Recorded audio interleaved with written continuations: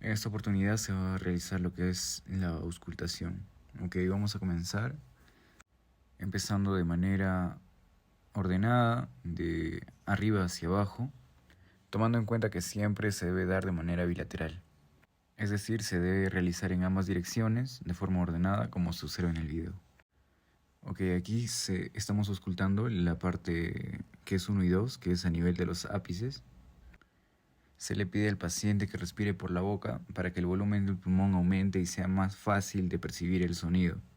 Debemos tomar en cuenta también que no nos debemos olvidar abrir el seguro del estetoscopio para poder percibir mejor el sonido.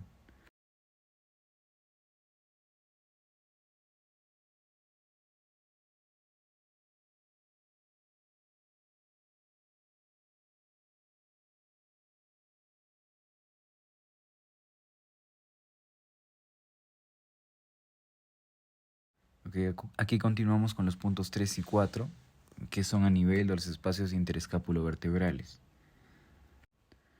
En estos puntos son donde se perciben el mayor sonido a la hora de hacer la inhalación y la exhalación.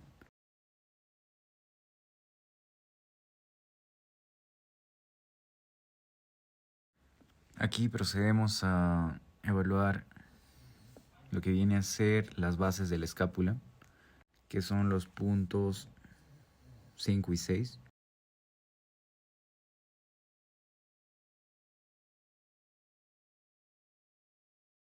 Y finalizamos auscultando los puntos 7 y 8. En este caso no encontramos ningún sonido fuera de lo normal, pero se pueden encontrar murmullo vesicular disminuido, crepitantes, sibilantes, roncus, estridor, frote pleural y entre otros.